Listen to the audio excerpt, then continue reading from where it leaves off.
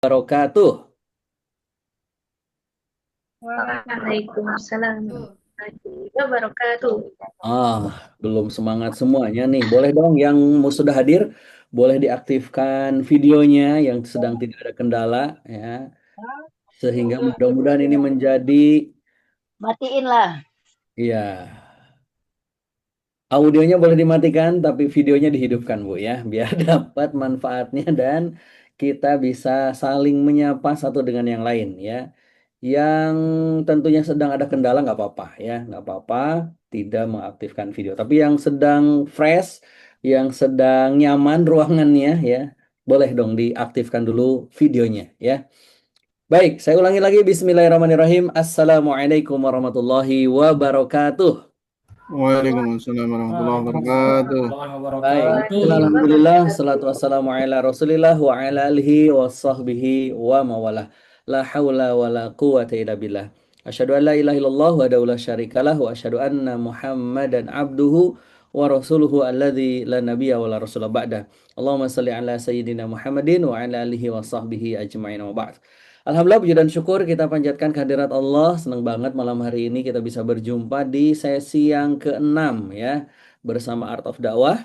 Setelah kita maraton Jumat, Sabtu, Minggu pekan lalu, kemudian Jumat, Sabtu kemarin, tadi malam juga kita juga sharing bersama para alumni Art of Dakwah untuk berbagi, dan malam hari ini juga kita akan kedatangan 5 tamu kita yang akan sharing kepada kita. Mudah-mudahan sharing ilmunya bermanfaat buat dunia dan akhirat kita. Salam dan selawat tentunya mudah-mudahan tetap terlimpah ruah pada junjungan kita baginda Rasulullah Muhammad Sallallahu Alaihi Wasallam, juga pada keluarga, sahabat, dan umatnya hingga akhir zaman. Baik Bapak Ibu, teman-teman semua yang dimuliakan oleh Allah, selamat datang di sesi kita malam hari ini. Dan eh saya tidak perlu memperkenalkan diri ya, nama saya Asep Supriyatna. Insya Allah akan menemani Bapak Ibu teman-teman semuanya. Nah, sekarang pingin tahu, karena pembelajaran kita itu nggak asik kalau hanya saya yang berbicara. Nah, oleh karena itu malam hari ini coba dong cek di chat roomnya. Siapa yang sudah siap untuk mengikuti kelas kita malam hari ini? Silahkan diketik di kolom komentar dengan kata-kata siap. Monggo silahkan. Saya berikan waktu 10 detik ya. Satu, dua, tiga, empat, lima. Bukan suap ya, siap ya. Enam ya, tujuh, delapan. Kalau kurang dari 10, saya tutup dengan doa penutup majelis ya. Ayo, ayo, ayo. Oh, baik. Siap, siap, siap, siap, siap. Udah 10 belum Mbak Jessy ya?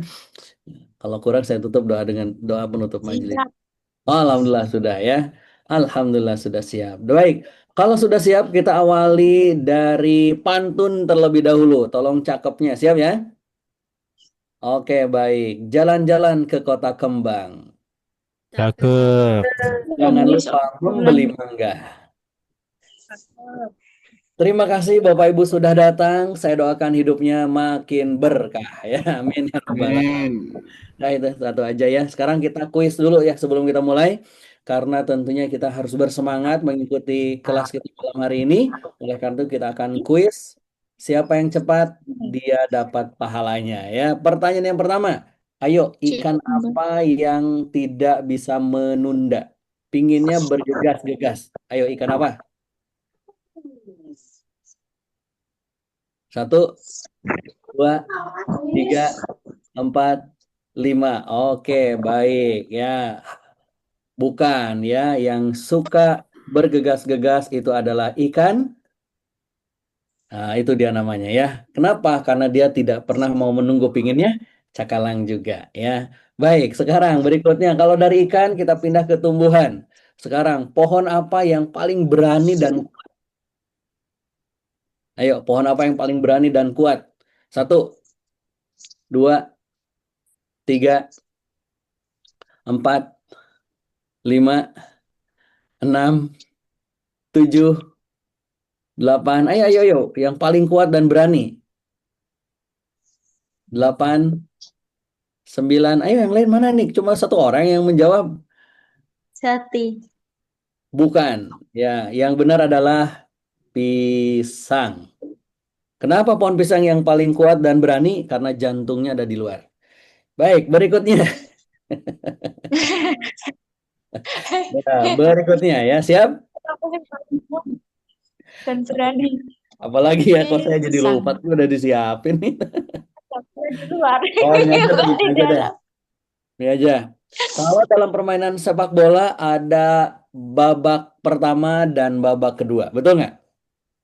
Oke, babak apa yang paling menarik dalam pertandingan sepak bola? Satu, dua, tiga.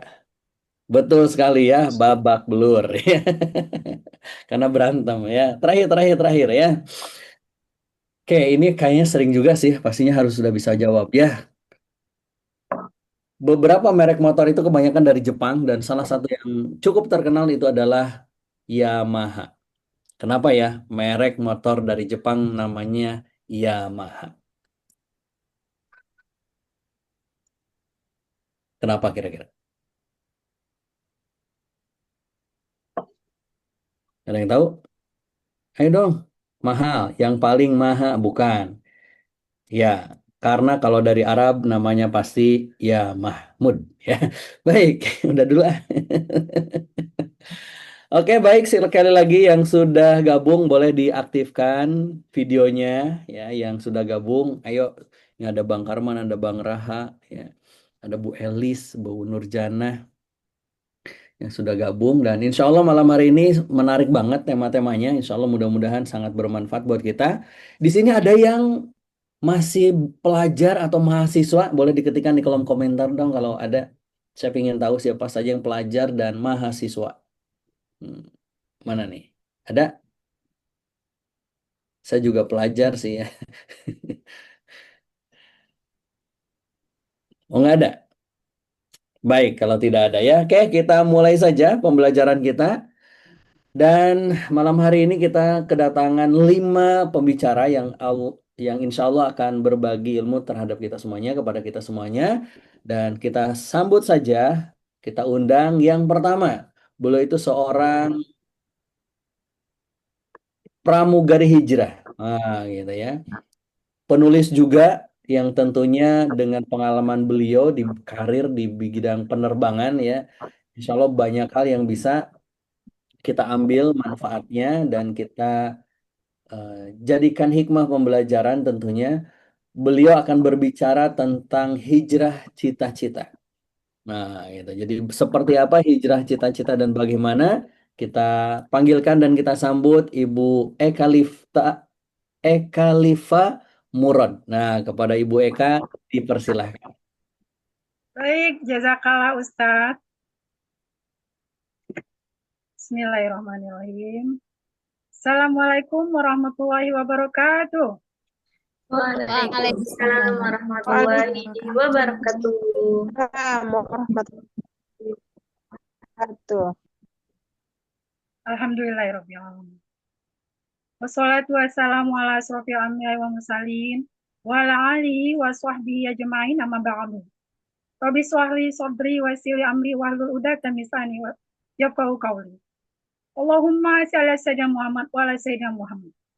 Sekali lagi jazakallah khair kepada Ustadz Asep yang sudah memberikan kesempatan kepada saya untuk memberikan sharing malam ini. Selanjutnya, thank you so much to all of you. Jazakumullah sudah berhadir di ruangan Zoom kali ini. How are you all? Apa kabar? Alhamdulillah. Alhamdulillah bi khair. Salah jawabnya ya. I'm fine. Oke, Ustadz. Insyaallah, alhamdulillah. Baik, insyaallah saya akan mendeliverikan materi saya yang berjudul Hijrah Cita-Cita. Sebelumnya, izinkan saya introduce myself. Eka Lifa Murad. My nickname is Eka Jasid. Cukup dipanggil Eka saja. Dan Eka Lifa Murad adalah nama pena atau nama setelah berhijrah. Eka Lifa terinspirasi dari khalifah, pemimpin Islam, salah satunya Sultan Murad II, khalifah yang visioner yang telah berhasil menjadikan anaknya Muhammad Al-Fatih pahlawan Islam, sang penakluk Konstantinopel. We know that. Dan saya ketika kecil pernah bercita-cita ingin jadi pemimpin, katakanlah ingin jadi presiden. Nanti saya cerita.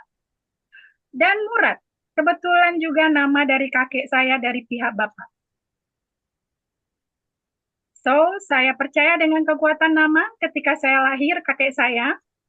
Kali ini kakek dari pihak ibu memberikan nama Eka karena saya cucu pertama dan anak pertama. Mungkin nama itu yang membuat saya selalu ingin jadi number one dalam hal apapun. Karena saya pikir orang lain bisa, kenapa saya enggak? Why not? Sampai akhirnya saya membuktikan jadi juara satu terus selama SMA. But only one, hanya sekali, juara 3 di semester akhir karena ikut agenda pramuka internasional selama 1 bulan.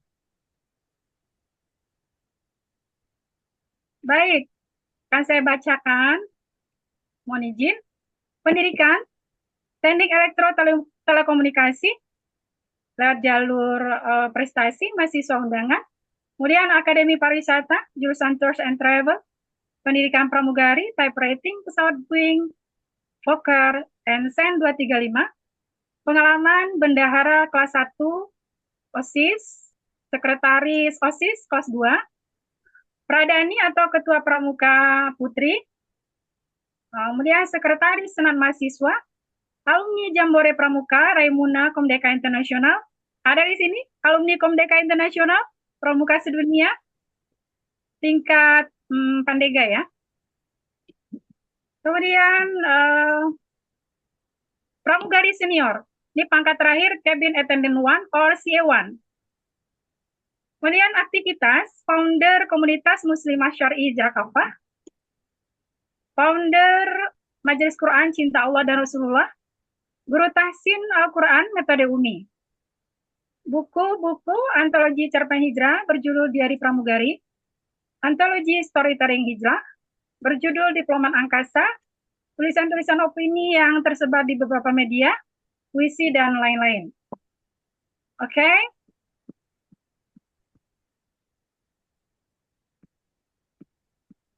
Sekarang kita masuk ke materi. Berbicara tentang hijrah cita-cita. Hijrah adalah berpindah atau berubah dari yang buruk ke yang baik, dari yang negatif ke hal positif. Karena perubahan dari baik ke yang baik itu belum dinamakan hijrah. Sepakat? Apalagi perubahan dari negatif ke negatif. Ya kan? Sedangkan cita-cita atau himma adalah keinginan atau impian yang ingin dicapai baik jangka pendek atau panjang. Jadi hijrah cita-cita adalah perubahan cita-cita dari cita-cita yang negatif ke cita-cita yang positif tentunya, insya Allah ya. Dan Sayyidina Ali berkata, cita-cita dan semangat yang tinggi adalah bagian dari iman. Cita-cita menunjukkan jati diri, cerminan diri seorang muslim. Setiap muslim harus punya cita-cita yang tinggi kalau begitu ya. Ada di sini yang nggak punya cita-cita. Mana suaranya nih? Oh, berarti nggak ada ya. Insya Allah semua punya cita-cita ya.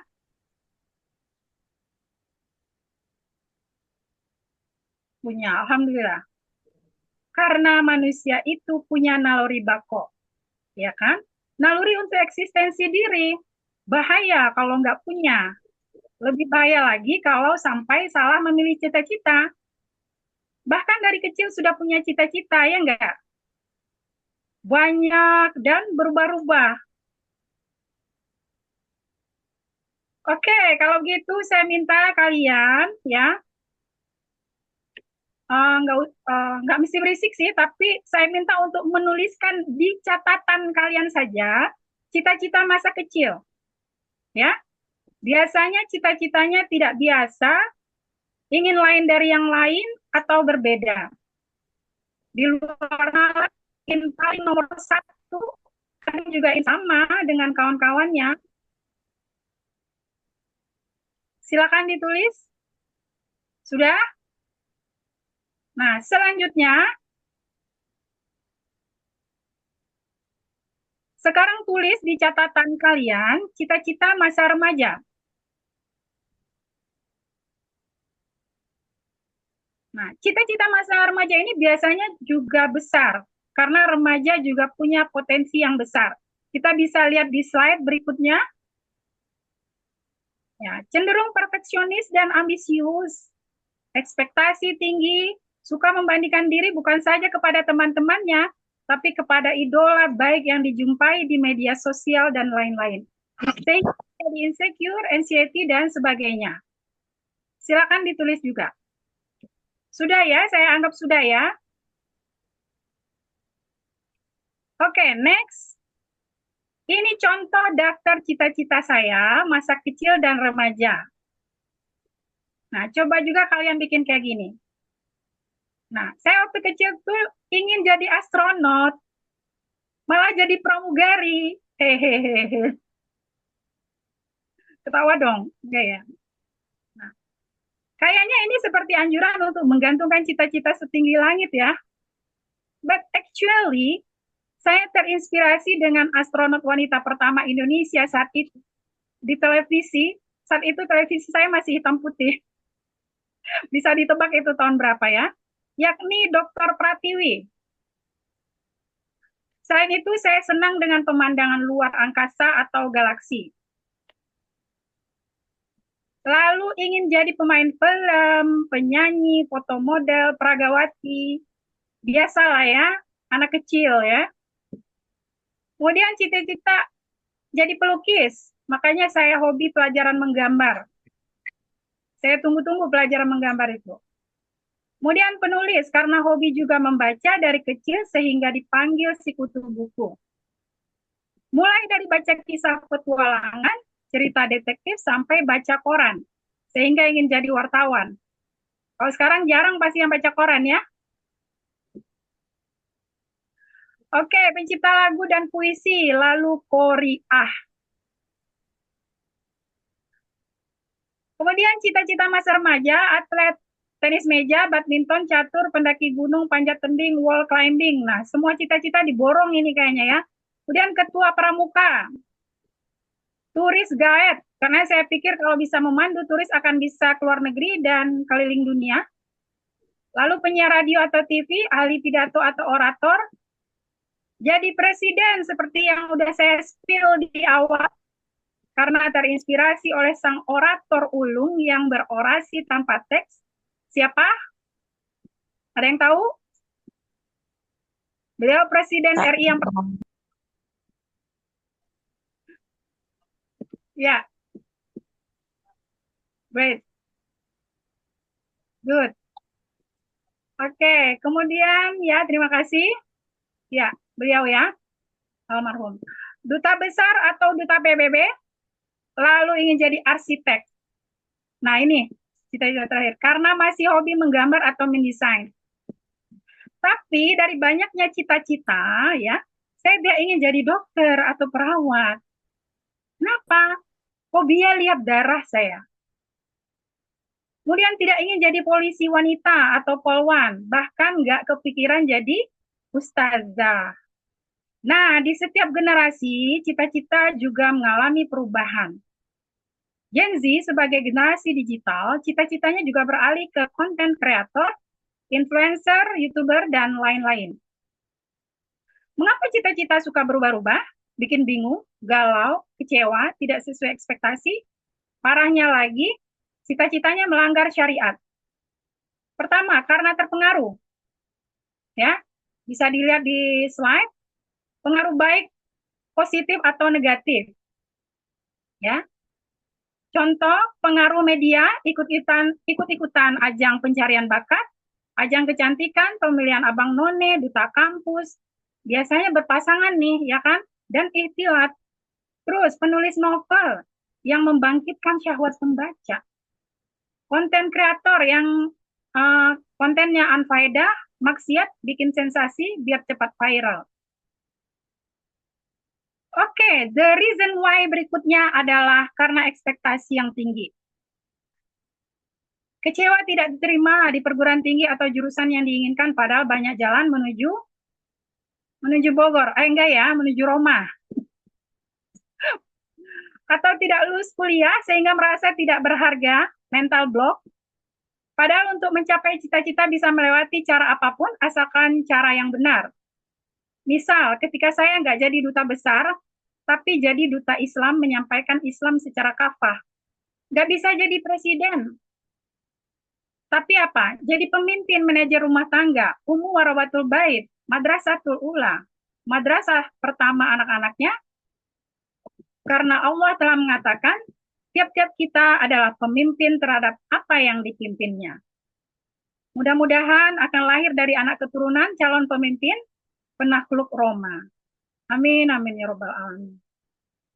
Oke, selanjutnya karena tekanan dari internal, insecure, tidak percaya diri karena sering membandingkan diri dengan orang lain, tekanan dari eksternal seperti keluarga, teman, masyarakat, dan lain-lain. Misal lagi nih ya, saya adalah anak pertama dengan 4 orang adik yang masih kecil-kecil, sedangkan ortu sudah mau pensiun. Jadi merasa dituntut untuk menggantikan peran orang tua. Padahal cita-cita orientasinya tidak harus materi, sehingga tidak harus menghalalkan segala cara, ya kan? Lalu bagaimana caranya biar semua itu tidak terjadi dan cita-cita tidak salah arah? Nah, kita lihat di kunci pertama berikutnya. Purpose life. Ketahui tujuan hidup, yakni mardatillah. Meraih ridho Allah. Apa sih yang Allah suka? Apa yang Allah tidak suka? Atau Allah larang untuk kita impikan? Karena cita-cita adalah pilihan, artinya berada dalam wilayah yang bisa kita kuasai. Ya kan? Tapi hasilnya di luar kekuasaan kita, itulah yang namanya takdir. Kita hanya akan diminta pertanggungjawaban akan apa yang kita pilih. Selanjutnya adalah terserah maunya Allah. Allah yang maha mengatur, Al-Mudabbir. Oke, langkah selanjutnya self-awareness, kenali diri kalian, potensi, bakat, dan minat. Cari informasi sebanyak-banyaknya tentang pilihan bidang studi atau jurusan kuliah yang kalian inginkan, biar nggak kecewa. Dulu saya berminat di jurusan arsitektur. Tapi karena tergiur dengan ikatan dinas dengan Telkom, bagi lulusan teknik telekomunikasi, saya menempatkan jurusan arsitek di urutan pilihan kedua. Pada kesempatan mengajukan mahasiswa undangan. Tapi yang diterima adalah pilihan urutan pertama. Padahal ternyata tidak ada ikatan dinas dengan Telkom. Akhirnya saya mengikuti kuliah dengan setengah hati, lalu mengajukan cuti kuliah dan masuk kuliah pariwisata karena ingin cepat-cepat bisa bekerja. Padahal bagi muslimah nih ya kan, sekolah tinggi tidak harus untuk berkarir di luar, tapi bisa untuk bekal mendidik anak-anak mereka kelak. Oke, langkah terakhir, no distract. Jangan teralihkan, jadilah muslim yang limited edition. Jadi diri sendiri, tidak lupa diri. Ya, saya sempat pindah ke maskapai penerbangan milik asing. Jika itu terjadi, coba, mungkin saya bisa lupa kampung halaman, lupa diri dari mana berasal, untuk apa kita hidup di dunia yang hanya sementara. Sukses hanya untuk dunia, akhirat terlupakan. Sekarang, ya, kawan-kawan dan adik-adik semua, tidak ada lagi yang saya inginkan. Cukup jadi apa? Arsitek peradaban langit, arsitek peradaban Islam, terbang lebih tinggi with Islam. Tidak bisa keluar angkasa, tapi lebih jauh lagi. Until jannah. Tidak jadi pramugari lagi, tapi jadi bidadari. Ya, inilah yang saya namakan metamorfosis dari cita-cita saya. How about you? Bagaimana dengan kalian? Siap bermetamorfosis?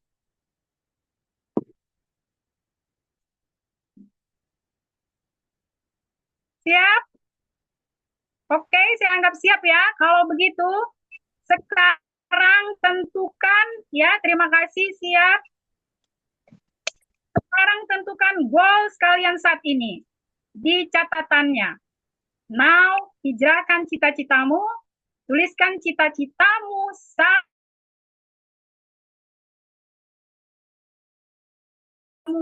apa saja cita-cita yang bikin Allah nggak suka. Yuk berjuang mewujudkan cita-cita yang hakiki. Remember the keys, apa tadi? Purpose life, self-awareness, no distract. Saya tutup dengan quote, cita-citamu menentukan kedudukanmu di hadapan Allah. Jadilah versi terbaikmu di mata Allah. Jika jadi motivator, konselor, trainer, influencer, jadilah untuk kebaikan. Be agent of change the world, agen perubahan dunia. Sekian, salah kira mohon maaf, lebih kurangnya mohon maaf. Wabillahi taufiq wal hidayah. Wassalamualaikum warahmatullahi wabarakatuh. Waalaikumsalam. Warahmatullahi wabarakatuh. Wah, ini berasa sedang di training sama pramugari ya. Makasih Bu Eka sudah sharing tentang hijrah cita-cita. Jadi cita-cita menentukan kedudukan kita di hadapan Allah. Dan mudah-mudahan cita-cita kita bukan cita-cita yang tentunya biasa aja. Aduh, Kang Asep kalau gitu kan udah punya anak. Ya tetap kita pun harus punya cita-cita. Ya. Jadi siapapun kita, kita harus punya cita-cita. Bahkan seorang sahabiah menasehati putranya dengan kalimat yang indah. Ish kariman au mut syahidan. Itu cita-cita tertinggi kita tentunya. Hidup dalam kemuliaan atau mati dengan kesyahidan. Nah, makasih Bu Eka atas sharingnya. Oke, baik. Masih semangat teman-teman Bapak Ibu? Masih ya? Oke, baik. Berikutnya kita akan mendengarkan juga inspirasi dari seorang pendidik. Nah, yang mudah-mudahan kita pun pasti hari ini pun kita pelajar ya, kita belajar terus ya. Saya juga tiap minggu harus belajar, buka kitab, kemudian duduk di hadapan guru. Tiap pekan kita juga mungkin pasti belajar juga gitu kan. Nah, malam hari ini kita akan belajar tentang reset your mind. Pulih trauma, raih bahagia. Nah, siapa di sini yang pernah mengalami trauma ya? Itu saya juga punya trauma terhadap sepak bola ya. Jadi kalau Bapak Ibu melihat saya hobi olahraganya apa? Dulu pernah hobi sepak bola. Tapi sekarang mohon maaf ya, saya tidak hobi lagi sepak bola. Sampai sekarang ya. Kapan itu traumanya saat SMP ya. Terjadi cedera saat bermain sepak bola dan akhirnya ya begitu deh. Ya, mudah-mudahan malam hari ini saya bisa belajar bagaimana bisa memulihkan trauma dan menghadirkan bahagia. Dari siapa? Dari seorang pendidik yaitu Mbak Nisa Sitompul ya. Kepada Mbak Nisa dipersilahkan. Assalamualaikum warahmatullahi wabarakatuh. Waalaikumsalam warahmatullahi Assalamualaikum warahmatullahi wabarakatuh. Alhamdulillahirrahmanirrahim. Wabinastain wa ala muradin. Bismillahirrahmanirrahim. Allahumma sholli ala sayyidina Muhammad wa ala sayyidina Muhammad. Pertama-tama saya ucapkan terima kasih kepada Ustadz Asep sudah memberikan kesempatan kepada saya untuk sharing terkait trauma, sedikit tentang trauma.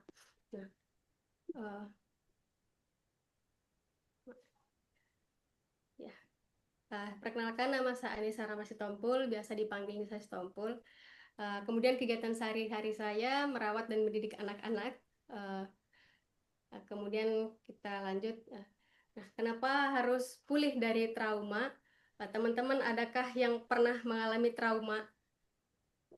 Boleh di-share? Pernah mengalami trauma kah? Teman-teman, adakah yang pernah mengalami trauma? Ya, trauma itu sendiri, ya trauma adalah luka batin gitu, luka yang seringnya tidak terlihat. Kemudian kenapa kita harus pulih dari trauma? Karena trauma itu sendiri adalah merusak diri dan kehidupan kita secara perlahan. Loh, kok bisa gitu ya? Kok bisa sebuah trauma bisa merusak diri dan kehidupan kita secara perlahan?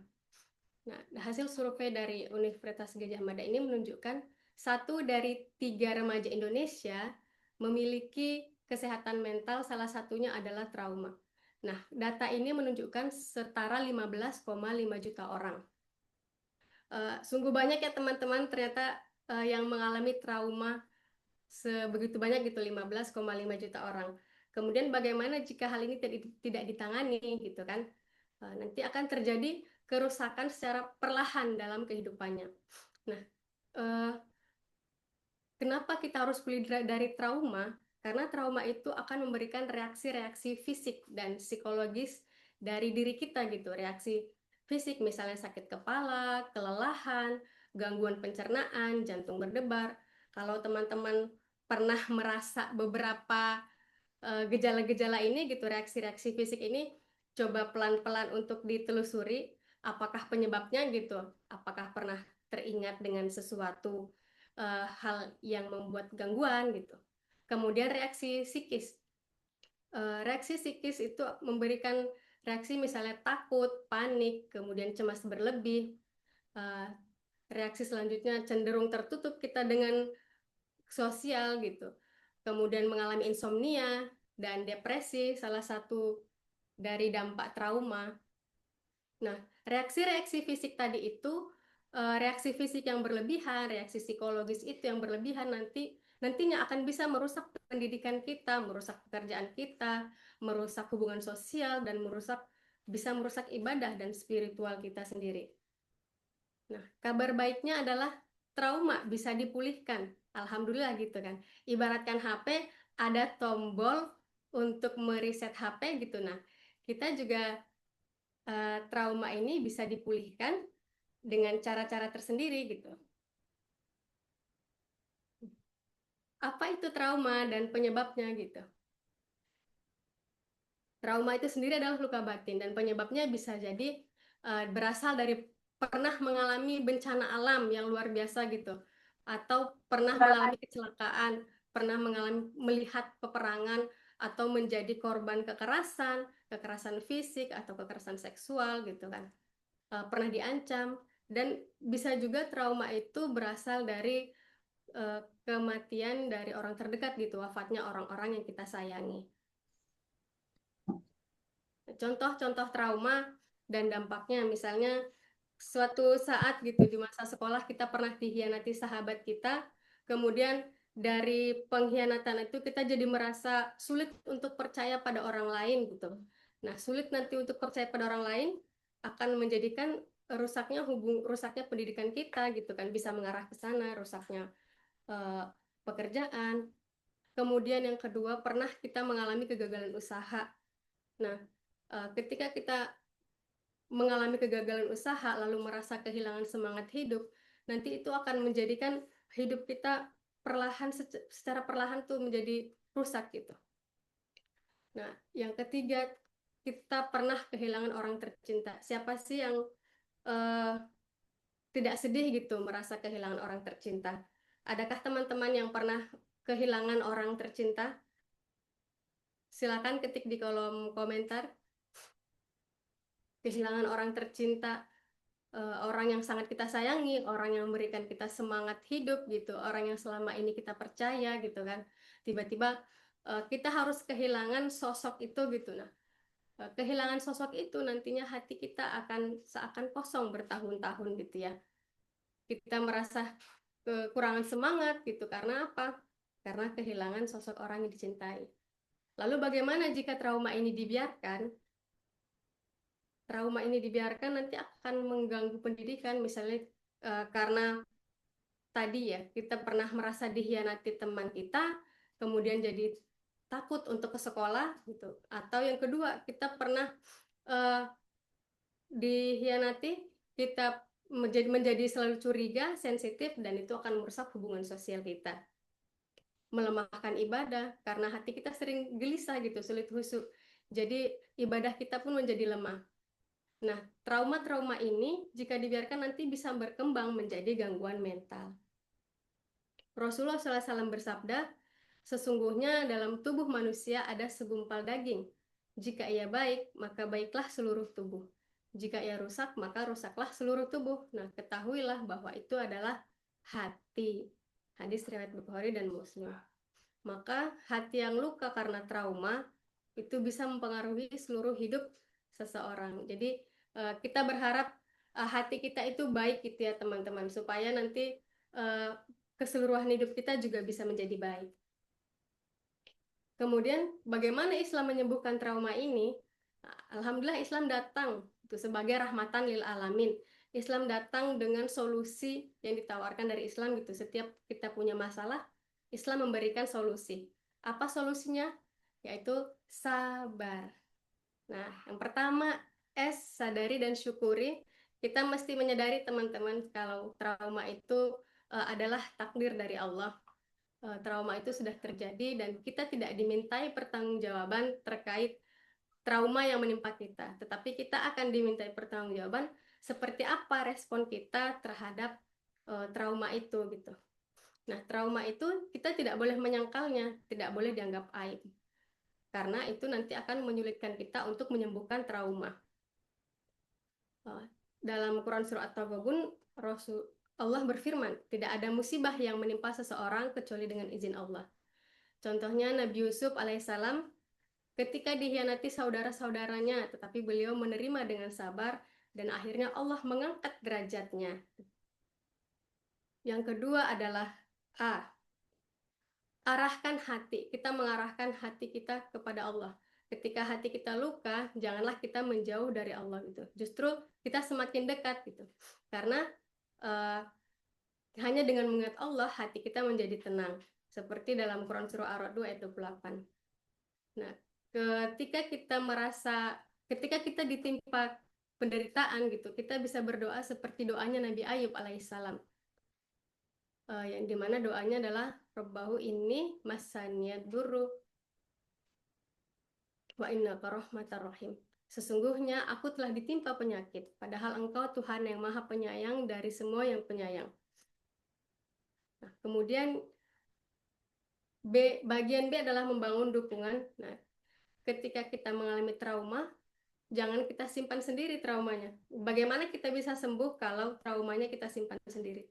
Jadi kita harus menceritakan rasa trauma yang pernah kita alami kepada seseorang yang kita percayai supaya kita bisa mendapatkan tempat untuk bercerita gitu.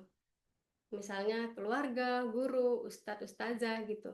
Nah, contohnya Rasulullah SAW memberikan ruang kepada Ummul Mukminin Aisyah radhiyallahu anha untuk bicara pada saat difitnah dalam peristiwa Al-Ifki. Pada peristiwa itu Bunda Aisyah dituduh dan difitnah gitu kan. Nah, Rasulullah mendengarkan tetapi tidak menyalahkan ibunda gitu, Bunda Ummul Mukminin Aisyah radhiyallahu anha. Nah, kemudian bagian A, kita harus mengambil langkah untuk sembuh tadi. Islam menganjurkan ikhtiar berobat, termasuk untuk luka jiwa kita. Nah, berobatlah kalian karena Allah tidak menurunkan penyakit kecuali ada obatnya. Ikhtiar kita bisa berupa merutinkan tahajud dan zikir pagi petang. Kemudian R-nya adalah jika trauma berasal dari kezoliman, Islam memberikan hak menuntut keadilan. Dan barang siapa yang dizolimi, kami pasti akan menolongnya, kata Allah. Nah, ketika ada korban yang trauma, kita tidak boleh menyalahkan, tapi kita lindungi, kita dukung, dan kita bantu untuk sembuh dari traumanya. Kita harus merespon sesuai tuntunan syariat. Nah, reset your mind, pulihkan trauma, dan raih bahagia bersama Allah. Sesungguhnya bersama kesulitan ada kemudahan. Wassalamualaikum warahmatullahi wabarakatuh. Wallahu a'lam bishawab. Waalaikumsalam warahmatullahi wabarakatuh. Kuncinya ternyata sabar ya. Alhamdulillah. Makasih Mbak Nisa sudah berbagi bagaimana menyelesaikan tentang apa tadi? Trauma ya, trauma. Mudah-mudahan kita yang pernah trauma, ada juga orang itu trauma takut makan nasi loh Mbak Nisa ya. Jadi ada orang yang sampai sekarang itu nggak pernah makan nasi, bahkan takut gitu kan. Nggak tahu juga itu traumanya karena apa ya, kok bisa ya takut dengan nasi. Kalau Mbak Jessi jangan sampai takut dengan ikhwan. Nah, ya. Oke, baik. Terima kasih Mbak Nisa sudah berbagi tentang sabar ya sebagai kunci kita bisa menuntaskan trauma kita dan mengundang bahagia ya. Karena betul ya kalau tidak bersabar mustahil kita hidupnya bahagia. Baik, terima kasih Mbak Nisa. Ya, berikutnya, nah ini bagi teman-teman yang mahasiswa atau calon mahasiswa S2 maksudnya misalkan, atau yang punya putra mahasiswa, nah ini ilmunya penting banget tentang bagaimana skripsi cepat karir melesat. Nah, dari seorang trainer dan data analis Kemenq, yaitu saya nyebutnya Kang ya, Kang Ihsan ya. Monggo silahkan. Ya, terima kasih Ustaz Asep.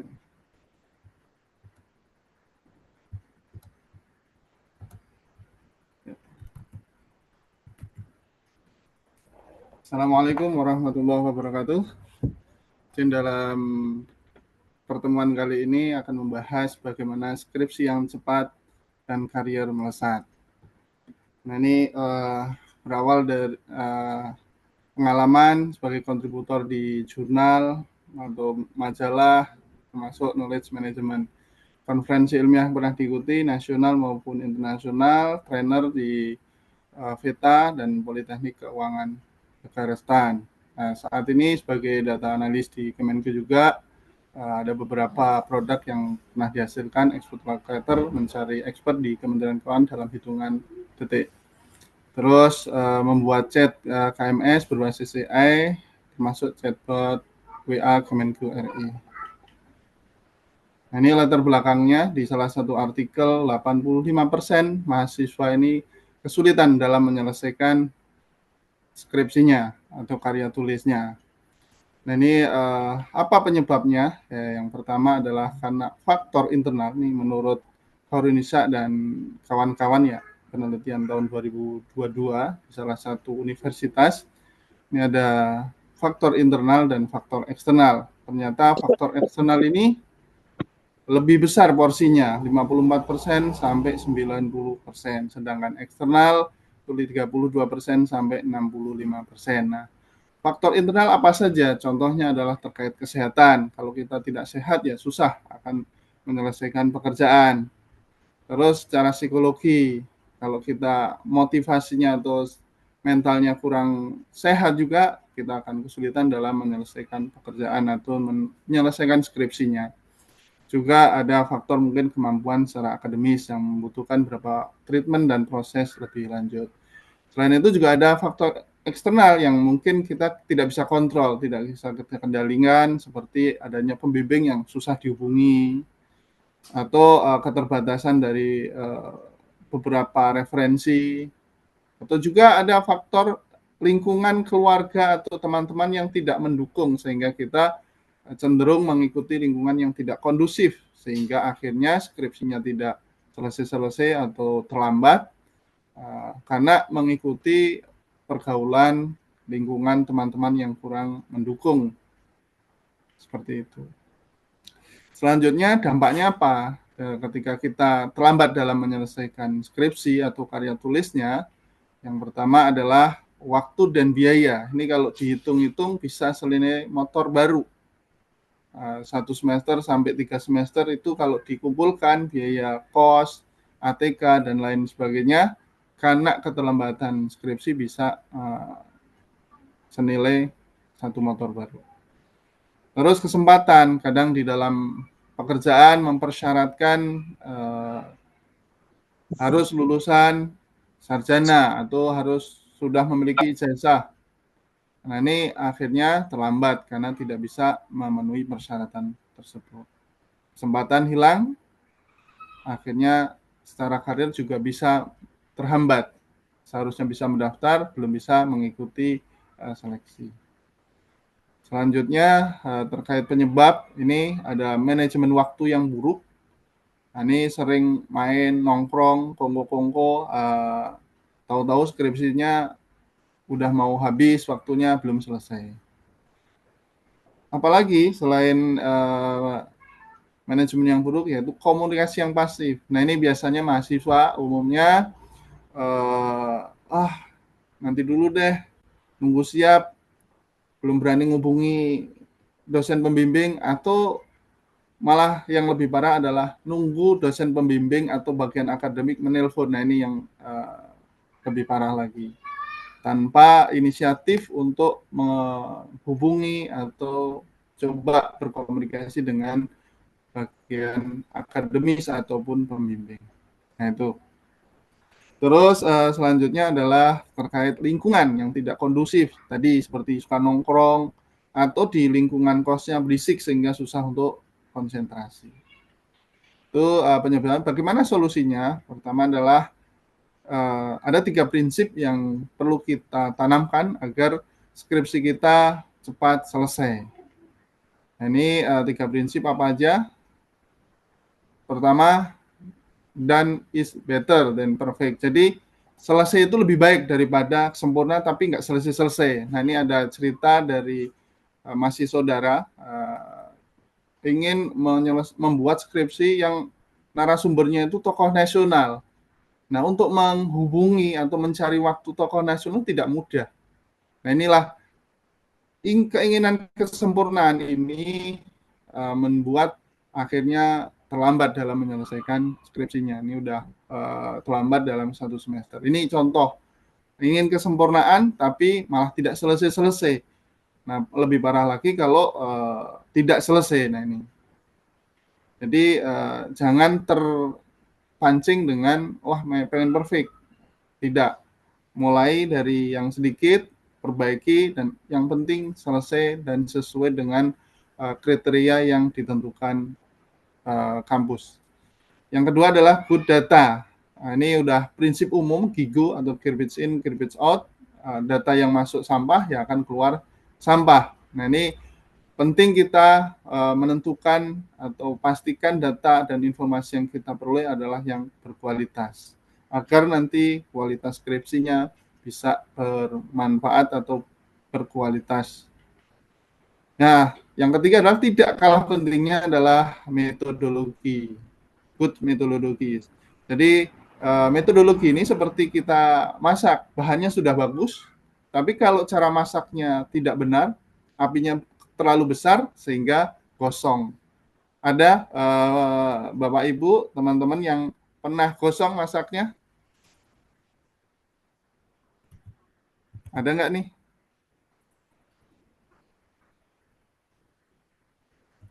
Nah, ini ilustrasinya seperti itu. Jadi bahan yang bagus ketika cara masaknya memilih metodologinya tidak tepat, menjalankan tidak tepat, akhirnya kualitas juga bisa buruk dan bahkan bisa mengulang.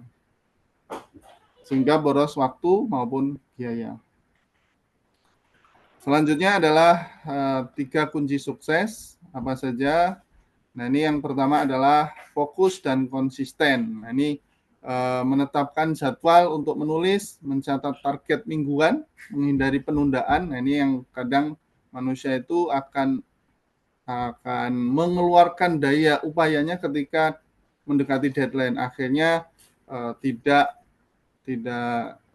banyak yang bisa digali asal jadi atau kualitasnya kurang bagus. Nah, ini perlu ditetapkan jadwalnya, target mingguan, dan dievaluasi secara berkala. Selanjutnya, komunikasi aktif, tidak menunggu di telepon bagian akademis ataupun pembimbing. Kita perlu menjadwalkan, biasanya di kampus sudah diberikan lembar kontrol ya untuk bimbingan. Nah, ini perlu menjadi komitmen antara pembimbing dan mahasiswa. Nah, komunikasi aktif juga merespon dari arahan dosen pembimbing. Bahkan yang lebih aktif lagi adalah ketika setor bab pertama terus dikoreksi, nanti ketika pertemuan berikutnya sudah masuk ke bab berikutnya, bab kedua umpamanya. Sehingga nanti bisa pembimbing itu mengoreksi bab yang kedua karena bab 1 sudah sesuai arahan pembimbing mengarahkan ke bab berikutnya sehingga skripsinya cepat selesai. Nah, ini lingkungan kondusif, ya kita harus bentuk lingkungan belajar yang tenang, memilih pencahayaan yang cukup, tapi jangan terlalu redup, nanti khawatirnya siap ngantuk. Nah, ini terus termasuk menghindari gangguan ponsel dan media sosial nih. Kalau sedang fokus, bisa juga dimatikan ponselnya atau notifikasi media sosialnya di off-kan. Itu seperti itu. termasuk butuh dukungan keluarga dan teman sekitarnya agar lingkungan menjadi kondusif untuk menyelesaikan skripsinya. Selanjutnya implementasinya seperti apa? Mengimplementasi tadi fokus dan konsisten, ya buat daftar tugasnya, prioritas mana yang penting mendesak kerjakan segera, mana yang penting tidak mendesak dijadwalkan, mana yang penting tidak mendesak ya nanti bisa diminta bantuan orang lain untuk membantu, atau yang tidak penting dan tidak mendesak. Nah ini yang perlu dihindari. Bermedsos, umpamanya tidak penting, tidak mendesak, hindari. Seperti itu. Kita harus komit dengan prioritas dan alokasikan waktu secara konsisten, entah itu harian atau mingguan. Terus komunikasi aktif, tadi sudah beberapa disampaikan, pastikan mengulang-ulang yang tulisan yang akan menjadi bimbingan. Terus jangan mendesak pembimbing, karena kalau mendesak pembimbing, bayangkan dosen pembimbing itu bisa jadi anak bimbingannya itu bisa puluhan, atau bisa saya pernah anak profesor dia membimbing lebih dari 10, sehingga kita harus benar-benar komit, benar-benar beretika, tidak boleh mendesak, tapi lakukan arahan-arahan, karena dosen pembimbing ini adalah yang sudah banyak berpengalaman. Nah ini perlu dipahami, mungkin waktu dengan dosen pembimbing tidak banyak, maka gunakan waktu secara efektif. Lingkungan kondusif untuk tempel timeline, atur kamar, dan buat grup yang saling membangun, termasuk jaga kesehatan. Jangan kerja mood-moodan, sekali mood bisa tidak tidur, besoknya sakit. Nah ini hindari. Selanjutnya adalah akselerasi. Akselerasi apa yang bisa dilakukan?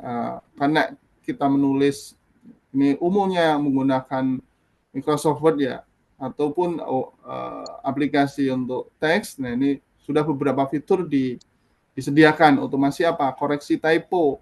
Kita mengoreksi typo bisa berjam-jam, tapi dengan adanya otomasi kita bisa tambahkan kamus bahasa Indonesia, termasuk bahasa Inggris sudah otomatis biasanya, tinggal diaktifkan, sehingga ketika kata-kata yang tidak terdeteksi, tidak ada di kamus, sudah ditandai merah, sehingga tiap halaman sudah sangat cepat kita mengoreksi, termasuk membuat daftar isi otomatis, daftar pustaka, atau catatan kaki, itu ada semua, daftar lampiran, daftar gambar, bisa menggunakan tabel referensi.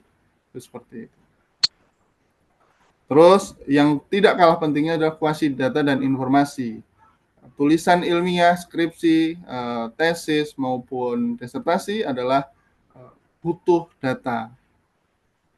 Ketika kita tidak bisa memperoleh data, tidak memiliki akses data, atau kesulitan menulis data, ya kita akan kesulitan, karena modal utama adalah data dan informasi. Karena menulis skripsi, menulis tesis, ataupun disertasi bukan seperti cerpen, mungkin tidak perlu data, tidak perlu informasi yang banyak, yang dibutuhkan imajinasi. Tapi kalau skripsi, tesis, atau karya ilmiah, harus kita kuasai data dan informasi. Selanjutnya adalah kuasai referensi. Nah ini akses jurnal yang berkualitas. Nah ini trik dalam menyusun bab 2 yang biasanya daftar literatur atau literatur, ini kita bisa cari jurnal Systematic Literature Review atau SLR. Ini biasanya sudah merangkum kebutuhan literatur untuk satu skripsi. Contoh ketika kita skripsinya terkait e-learning, kita bisa cari jurnal SLR yang membahas e-learning, sehingga nanti kita tahu pola atau macam-macam e-learning, metodologi penerapan e-learning seperti apa, itu bisa. Nah, terakhir adalah di sini adalah kuasai AI, prompting AI, bagaimana mencari, meringkas, membandingkan, atau merapikan kalimat, ini sangat mudah. Prompting AI ini sangat membantu bagaimana kita memulai menyusun skripsi, menulis kalimat, Bahkan poin-poin utama kita masukkan bisa dirapikan oleh AI, termasuk mencari jurnal atau sumber referensi yang kita butuhkan. Sekian, terima kasih. Nah, kalau ada sumur di ladang, bolehlah menumpang mandi. Kalau ada umur panjang, bolehlah bersambung kembali. Assalamualaikum warahmatullahi wabarakatuh. Waalaikumsalam warahmatullahi wabarakatuh. Wah, ternyata bisa cepet ya. Saya itu dulu termasuk yang lambat ya. Lambat lambat lulusnya ya. Tapi ternyata setelah dikerjakan, intinya dari cepat lulus itu ya dikerjakan. Kerjakan. Dan alhamdulillah ternyata nggak nyampe sebulan skripsinya beres gitu kan. Jadi banyak yang sebenarnya problem itu ada di mindset berarti ya Kang Isan ya. Mindset kita dalam menyelesaikan atau menuntaskan berbagai macam aktivitas. Oke, baik. Terima kasih teman-teman sekalian. Boleh diangkat dong tangan kanannya dong. Tangan kanan, dia dua tangannya dong. Yuk semuanya coba diangkat, diangkat, diangkat. Mana? Ini masih nggak kelihatan tangannya. Boleh yang lain diangkat tangannya seperti ini. Oke, yuk digosok-gosok. Digosok-gosok biar anget. Oke, lebih kencang lagi gosokannya sampai berasa panas. Oke, sekarang ditempelkan di kedua matanya ya. Biar seger ya. Alhamdulillah. Udah cukup itu aja ya. Oke, baik. Berikutnya, teman-teman sekalian, kalau tadi kita berbicara tentang skripsi ya, tentang menyelesaikan tugas. Nah, sekarang kita akan berbicara tentang hal yang juga tidak kalah penting dalam hidup. Gitu. Apakah itu? Yaitu hidup harus produktif. Setuju nggak? Setuju nggak sih hidup itu harus produktif? Setuju. Setuju. Oke, baik. Nah, gimana caranya biar hidup kita menjadi produktif? Biar hidup kita menjadi punya tidak hanya sibuk ya, tapi benar-benar menghasilkan sesuatu. Nah, kita akan ngobrol dengan ngobrol dengan Mas Irud, dia seorang digital creator dan growth strategis. Ya, Mas Irud sudah gabung? Ya, sudah Ustaz. Oke, siap, siap, siap ya. Baik, kepada Mas Irud dipersilahkan.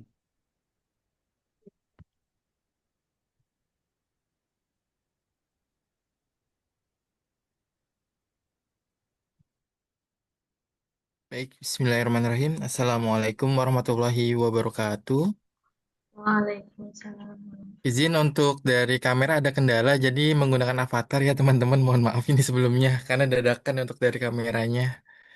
Jadi untuk malam ini insya Allah akan membawakan terkait seni menjadi produktif, di mana seni itu bebas untuk berekspresi dan produktif itu lebih kepada bagaimana kita bisa menjadi produktif.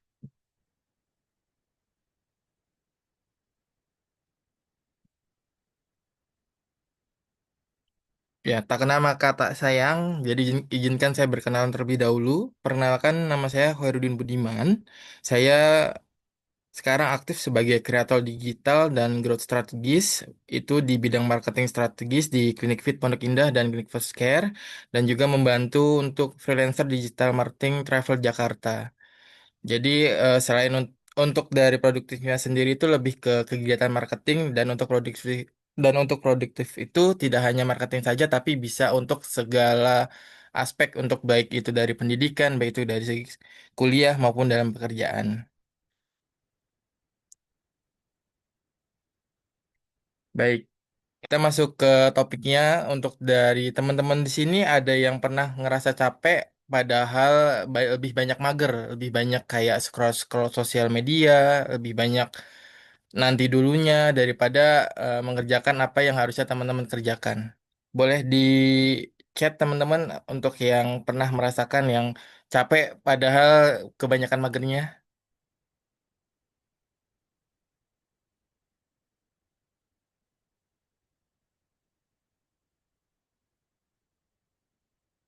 Baik, capek banget ya Bang Raya untuk dari kegiatannya HP baterai sewaktu tubuh ya. Baik.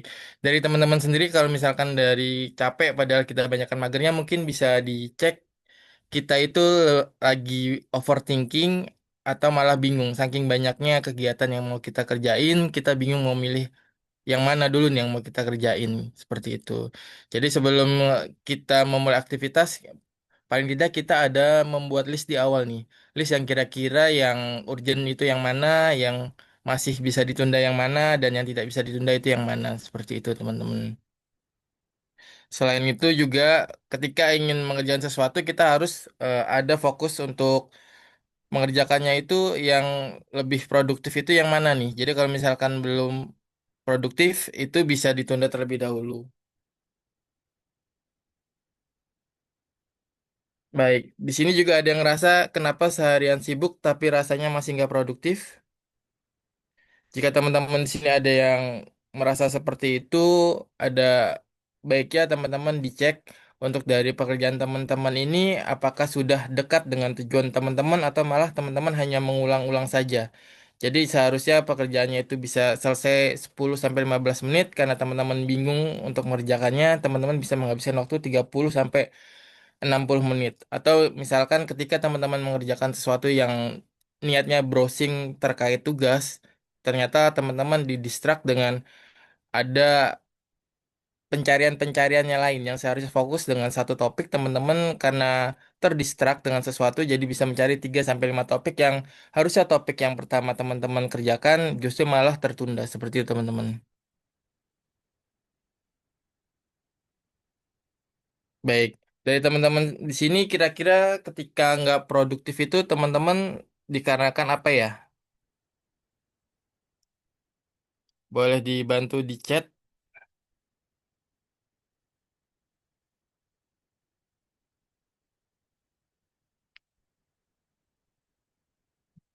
Baik, untuk kita itu nggak produktif itu sebenarnya ada dua hal ya teman-teman. Yaitu antara yang pertama itu antara teman-teman tidak tahu, yang kedua itu teman-teman tidak mau. Jadi untuk yang tidak tahu itu kebanyakan teman-teman ada sudah listnya, misalkan 10 tugas, dan ternyata teman-teman nggak tahu nih untuk tugas yang kira-kira bisa selesainya cepet tuh yang mana.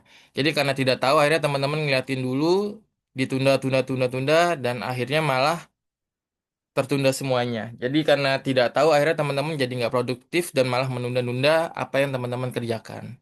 Kemudian tidak mau, dari 10 tugas itu biasanya teman-teman menyepelekan nih. Ah nanti aja, nggak mau ngerjain untuk di yang waktu-waktu senggang. Tapi nanti giliran waktunya sudah deadline, sudah mepet, teman-teman baru mau mengerjakan. Itu biasanya yang orangnya moody banget ya. Jadi kalau misalnya moody banget itu, kalau misalkan nggak ada semangat untuk mengerjakan, biasanya ditunda-tunda, kemudian mencari pekerjaan yang lain dulu. Padahal fokusnya itu harusnya pekerjaan A, tapi karena pekerjaan A dianggapnya sulit, jadi mengerjakan A, B, C, D yang justru malah harusnya dikerjakan yang A dulu. Jadi itu mengumpulkan mudi dulu untuk mengerjakan pekerjaannya A. Nah, untuk produktif itu sendiri atau produktif apa sih? Dari teman-teman sini boleh dibantu untuk produktif kira-kira di teman-teman itu apa?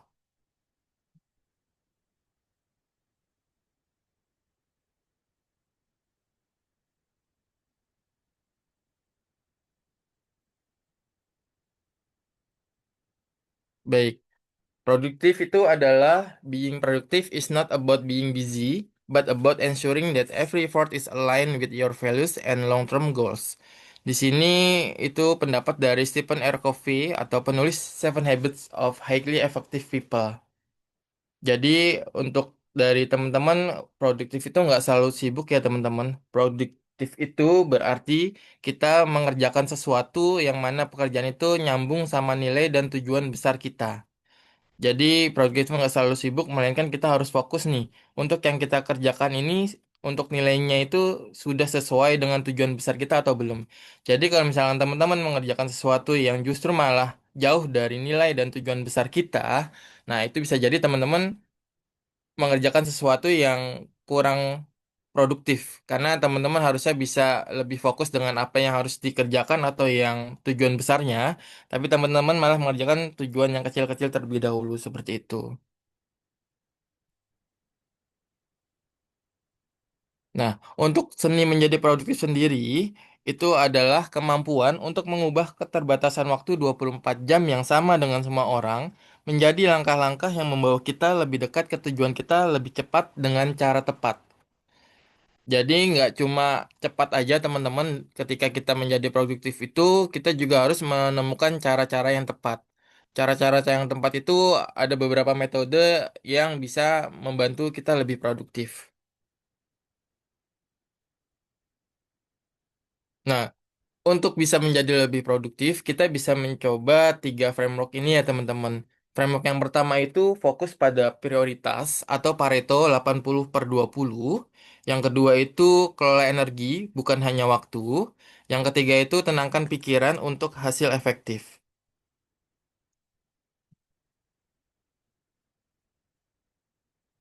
Baik, fokus pada prioritas atau Pareto 80/20 itu adalah maksudnya banyak dari kita merasa sibuk tapi belum tentu produktif.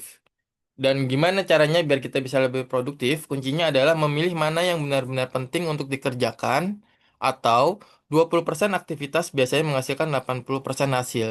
Jadi sebisa mungkin teman-teman memilih 20% aktivitas tuh yang impact-nya tuh lebih besar daripada tujuan teman-teman seperti itu. Kemudian yang kedua, kelola energi bukan hanya waktu. Baik, untuk bisa jadi produktif itu teman-teman harus bisa tidur cukup, olahraga cukup, dan makan sehat. Dan kemudian kerja juga sesuai dengan ritme energi. Gimana ceritanya kalau misalkan teman-teman nggak bisa mengelola energi, kemudian juga teman-teman hanya buang-buang waktu, nah itu lebih kepada melakukan sesuatu yang mubazir.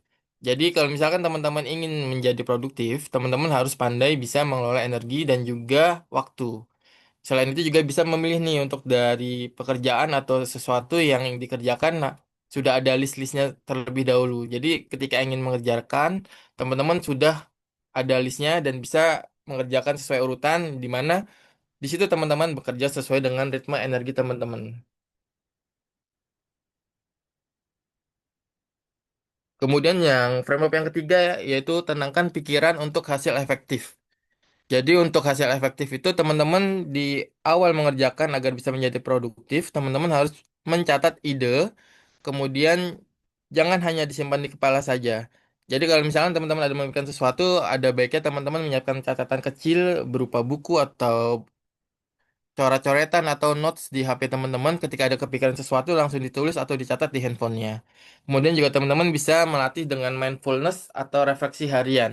Jadi teman-teman bisa mengevaluasi kegiatan hariannya teman-teman, kira-kira apa nih yang bisa mempercepat pekerjaan teman-teman di hari ini dan hari esok seperti itu.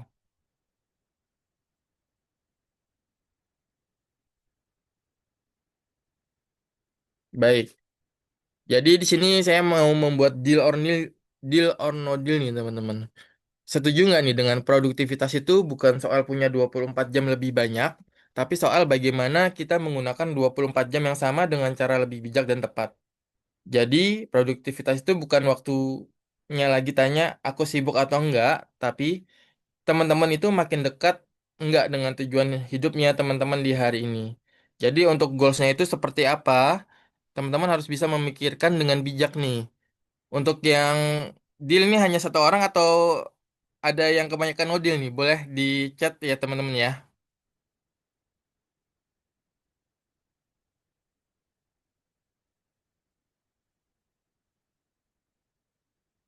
Baik, jadi setuju ya teman-temannya untuk dari produktif itu tidak hanya tentang kita yang sibuk, kita yang repot sendiri, kita yang bekerja dari pagi sampai sore, dari sore sampai malam, atau sore sampai pagi lagi.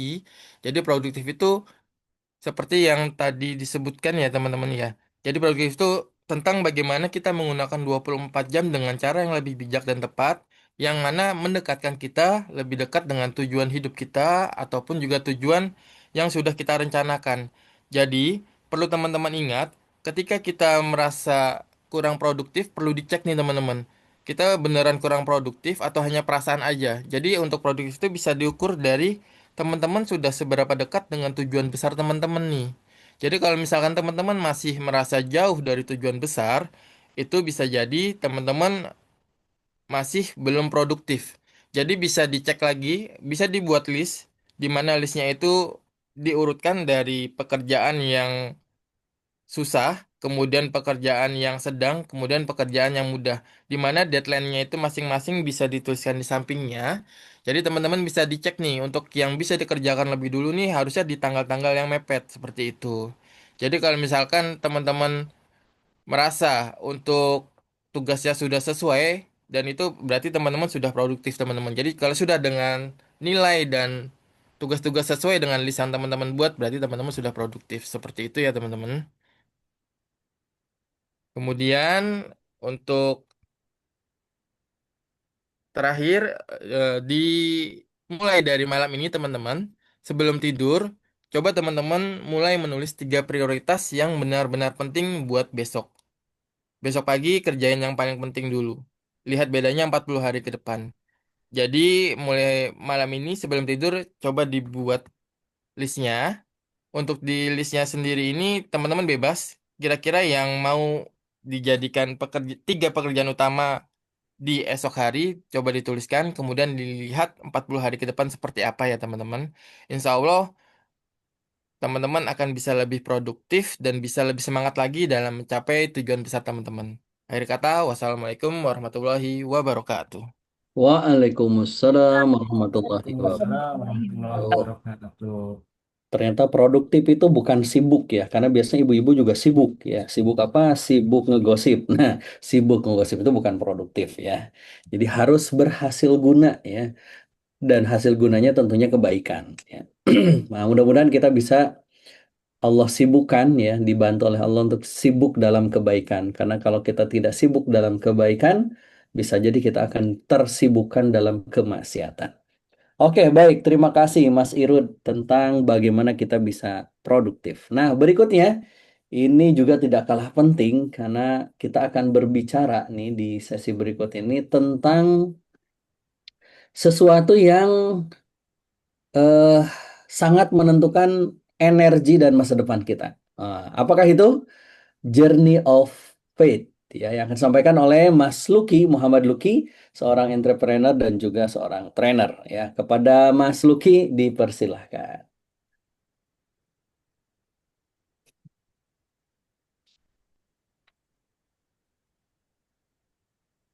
Baik, Bismillahirrahmanirrahim. Assalamualaikum warahmatullahi wabarakatuh. Waalaikumsalam warahmatullahi wabarakatuh. Alhamdulillah wa syukurillah wassalatu wassalamu ala rasulillah Muhammad bin Abdillah la haula wa la quwata illa billahil aliyul azim. Bersyukur kita kepada Allah Subhanahu wa taala dengan melafazkan alhamdulillahi rabbil alamin, dan salam serta salawat kita haturkan kepada Nabi Agung Muhammad Sallallahu Alaihi Wasallam dengan melafazkan Allahumma sholli ala Sayyidina Muhammad wa ala ali Sayyidina Muhammad. Teman-teman semuanya, apa kabar malam ini? Alhamdulillah, luar biasa. Alhamdulillah. Baik, Ustaz. Masya Allah, semoga tetap sehat semuanya dan dilapangkan oleh Allah Subhanahu wa Ta'ala rezekinya, dan apa yang menjadi hajatannya Allah juga segera ijabah. Oke teman-teman semuanya, malam hari ini kita akan membahas Journey of Faith, perjalanan pemuda muslim untuk menemukan makna hidup.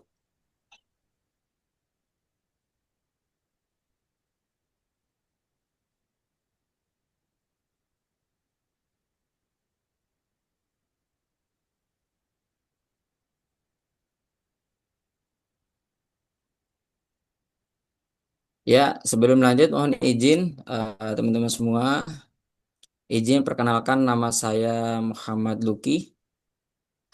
Aktivitas saat ini saya melakukan usaha dan aktif di beberapa komunitas dakwah, dan alhamdulillah sudah menjadi daily activity hingga hari ini. Oke, kita lanjut.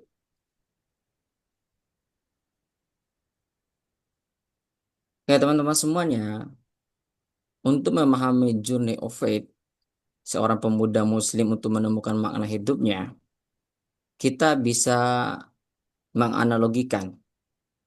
Menurut teman-teman, bagaimanakah ketika teman-teman disuruh tinggal di kapal persiar? semua fasilitasnya ada, hampir semua hiburannya juga telah dilengkapi. Teman-teman, malam hari ini kalau disuruh tinggal di kapal pesiar, kira-kira mau apa enggak? Boleh dibantu jawab di kolom chat atau langsung speak up juga.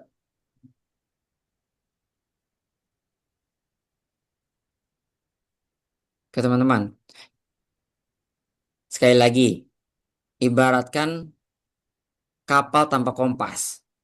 Nah, kalian diberikan pilihan untuk tinggal di kapal persiar dengan penuh fasilitas yang luar biasa.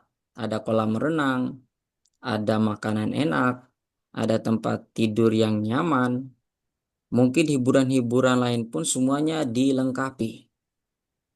Namun pertanyaannya, kapal persiar itu tidak memiliki tujuan untuk berlabuh. Nah, kira-kira teman-teman mau nggak tinggal di kapal persiar itu? Tidak, tidak, tidak. Masya Allah. Iya, benar. Semua orang ketika dihadapkan dengan kehidupan, hiburan, senang-senang, dan merasa hidupnya indah, awalnya memang tidak ada masalah dan pastinya enjoy-enjoy aja.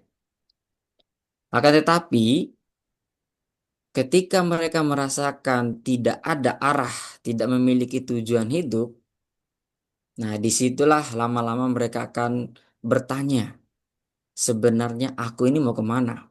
Nah kalau kita gambarkan sebagai kapal persiar tadi, ya kita mau berlabuh kemana? Nah itu juga tentang kita menemukan makna hidup. Kita akan bertanya dalam kehidupan kita, hidup kita ini untuk apa? Nah bagaimana kita bisa memaknai hidup? Maka kita harus pahami hidup kita itu untuk apa. Nah, teman-teman, pemuda yang dimuliakan Allah Subhanahu wa taala, tidak ada lain tujuan kita hidup kecuali untuk beribadah kepada Allah Subhanahu wa taala. Sebagaimana firman Allah Subhanahu wa taala, "Wa ma khalaqtul jinna wal insan illa liya'budun." Tidaklah Allah ciptakan jin dan manusia kecuali untuk beribadah kepadaku.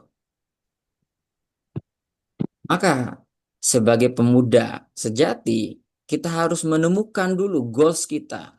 Arti kita hidup untuk apa? Nah, ketika sudah memahami, teman-teman kalau diberikan pilihan, mohon dijawab. Pilihan pertamanya, bahagia di dunia, sengsara di akhirat. Kira-kira mau nggak nomor satu ini?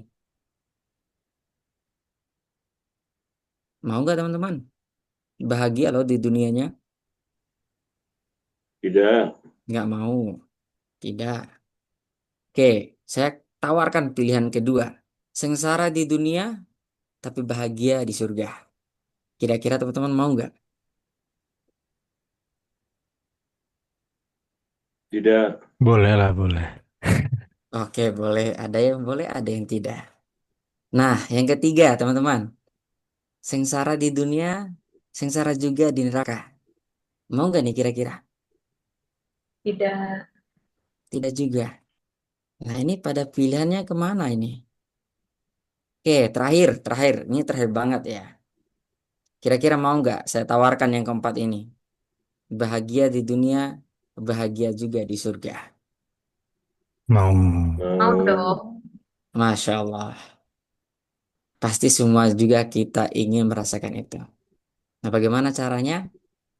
Teman-teman semuanya, itulah kita harus memahami makna daripada Journey of Fight. Apa itu?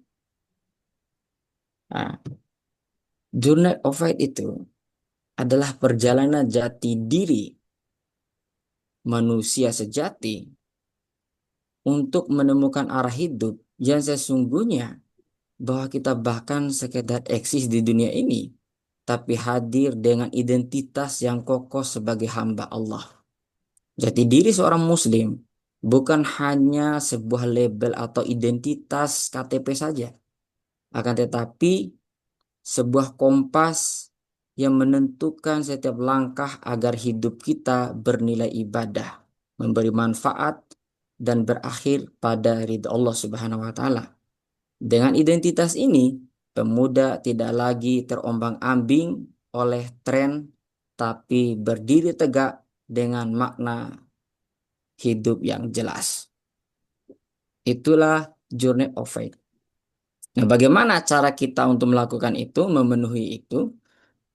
Saya beri serumusnya itu adalah iman. Apa itu iman?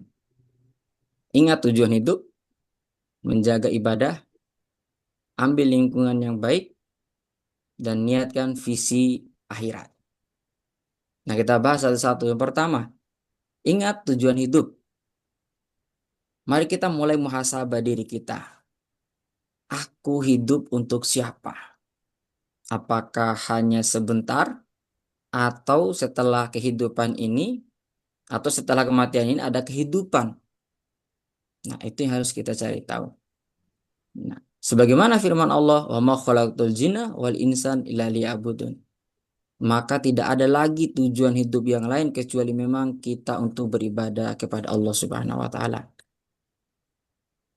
Yang kedua, menjaga ibadah. Nah, cara kita menjaga ibadah itu adalah sholat tepat waktu, berzikir, dan tilawah. Sebagaimana dalam pada hadis Rasulullah SAW bersabda, "As-sholatu ala waqtiyah."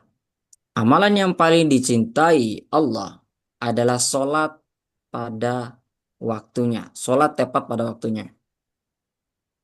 Dan yang ketiga teman-teman, mari kita ambil lingkungan yang baik. Kita cari teman yang baik, kita cari komunitas yang positif. Karena hidup kita itu sesuai dengan teman kita. Dan Allah juga berfirman, "Ya ayyuhalladzina amanu ittaqullaha wa kunu ma'as-shadiqin." Wahai orang-orang yang beriman, bertakwalah kepada Allah dan tetaplah bersama orang-orang yang benar. Dan yang terakhir teman-teman, niatkan visi akhirat. Nah, karena visi kita nggak cuma di dunia, maka visi kita itu harus sampai kepada surga. Tinggalkan legasi untuk umat dan bekal akhirat untuk diri kita. Maka dalam sebuah hadis, "Kiyusuman da'a nafsahu wa amila mila ba'dal mauti wal ajizu man atba'a nafsahu hawaha wa tamanna 'alallahi." Orang yang cerdas adalah orang yang mampu mengendalikan dirinya dan beramal untuk bekal setelah mati. Sedangkan orang yang lemah adalah yang mengikuti hawa nafsunya dan berharap kepada Allah agar mengampuninya. Hadis riwayat Tirmizi. Nah, teman-teman yang dimuliakan Allah Subhanahu wa Ta'ala, itulah pentingnya kita harus tetap istiqomah. Karena memang perjalanan menuju akhirat ini bukanlah perjalanan yang mudah. Oleh sebab itu kita butuh istiqomah.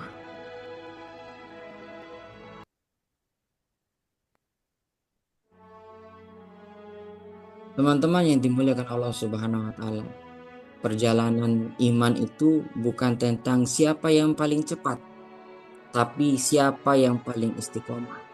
Jangan pernah merasa sendiri di jalan ini, karena setiap langkah kecil menuju Allah selalu bernilai besar di sisi Allah.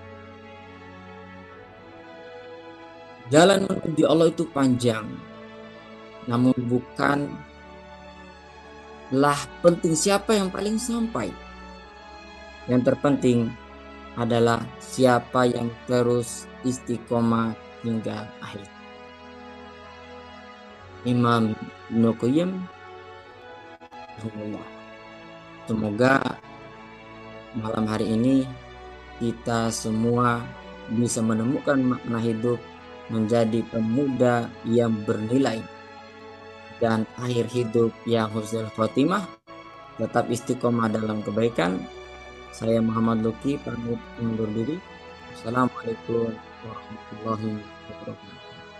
Waalaikumsalam warahmatullahi wabarakatuh. Wah, ini gimana menjadi fight ya dengan menemukan makna hidup. Ya, mudah-mudahan tadi nasihat dari Imam Ibnul Qayyim menjadikan kita semakin sadar bahwa ya kita hidup jangan sekedar hidup kan gitu, tapi memberikan makna dan tentunya punya energi. Saya jadi ingat juga nasihat dari Buya Hamka ya, kalau hidup sekedar hidup, babi di rimba juga hidup. Kalau kerja sekedar kerja, kerbau di sawah juga kerja. Nah, kita tentunya hidup tidak boleh sekedar hidup, tapi hidup yang memberikan makna. Oke, baik. Terima kasih Kang Luki sudah sharing pada kesempatan malam hari ini. Nah, Bapak Ibu sekalian yang muliakan oleh Allah, terima kasih kepada para pembicara yang sudah luar biasa. Berkenan untuk sharing pada kesempatan malam hari ini, boleh dong dikasih jempolnya Bapak Ibu sekalian buat para pembicara kita malam hari ini. Oke, baik. Dari Bu Eka kita belajar tentang hijrah cita-cita. Ya, jadi belum terlambat untuk kita punya cita-cita yang terbaru. Ya, cita-cita yang lebih baik, cita-cita yang tentunya memberikan dampak kebaikan. Ya, kemudian dari Mbak Nisa kita belajar tentang bagaimana ngeriset pikiran kita biar kita semakin bisa pulih dan makin bahagia. Kemudian dari Kang Ihsan tadi belajar tentang bagaimana bisa skripsinya lebih cepat. Nah, ini jadi bekal saya ya nanti untuk melanjutkan skripsi tesis. Mudah-mudahan bisa lebih cepat juga ya dan karirnya bisa lebih melesat. Kemudian dari tadi Mas Irud kita belajar tentang seni menjadi produktif. Bedakan antara produktif dengan sibuk ya, sekedar sibuk tapi tidak produktif. Dan tentunya seorang muslim itu harus produktif. Faida farogta fansab ya. Jadi tidak boleh berleha-leha, tidak boleh menunda-nunda. Dan dari Kang Luki barusan kita belajar tentang journey of faith ya. Mudah-mudahan kita bisa menjadi apa namanya, menjadi pribadi-pribadi yang terus bertumbuh menjadi lebih baik dan lebih baik. Nah, malam hari ini tolong dong ketikkan di kolom komentar satu kata, satu kalimat, satu frase yang menggambarkan materi kita pada malam hari ini. Boleh dong silahkan diketik di kolom komentar apa yang teman-teman dapat nih di malam hari ini. Sangat bermanfaat untuk bekal hidup. Oke, makasih. Ayo, apa? Mantap. Oh ya, siap. Satu kata aja ya, satu lebih ya. Oh, top Marco top. Oh, mantul. Mantap ya, mantap betul ya. Top Marco top. Berarti keren Mark keren. Nah, itu fokus. Oke. Apa? Coba satu kata, satu kalimat, satu frase yang Bapak Ibu teman-teman semuanya dapatkan di kesempatan malam hari ini. Meledak. Oh, meledak mah kayak apa? Kayak aksi sekarang ya. Bogor meledak. Nah, ini. Kemudian mantap betul meaningful. Wah, ini kayak salah satu apa namanya? Salah satu core value ya sebuah lembaga filantropi ya. Meaningful ya. Bermakna. Oke, good. Makasih Bapak Ibu teman-teman semuanya. Baik, berakhir sesi dari Kang Luki, tentunya berakhir juga sesi kita malam hari ini. Mudah-mudahan rangkaian dari agenda Art of Dakwah ini bermanfaat buat Bapak Ibu sekalian. Sekali lagi mohon maaf jika ada kekurangan dan kekhilafan ya. Kalau ada lebihnya ya tentu tolong dikembalikan ya karena nggak bagus menyimpan kembalian ya. Dan tentunya mudah-mudahan saya berharap teman-teman para alumni yang sudah tampil, kita doakan mudah-mudahan makin hari makin lebih bagus lagi. Dan tentunya bagi kita yang belum, mudah-mudahan kita juga punya kesempatan untuk bisa berbagi dan sharing kepada orang lain. Mari kita tutup sesi kita malam hari ini dengan mengucapkan hamdalah, istighfar, dan doa penutup majelis. Alhamdulillahirrahmanirrahim. Astagfirullahaladzim. Subhanakallahumma wa bihamdika. Asyhadu an la ilaha illa anta astaghfiruka wa atubu ilaik. Saya Asep Supriyatna undur diri. Terima kasih kepada para pembicara. Sekali lagi kasih jempolnya. Billahi taufiq wal hidayah. Wassalamualaikum warahmatullahi wabarakatuh.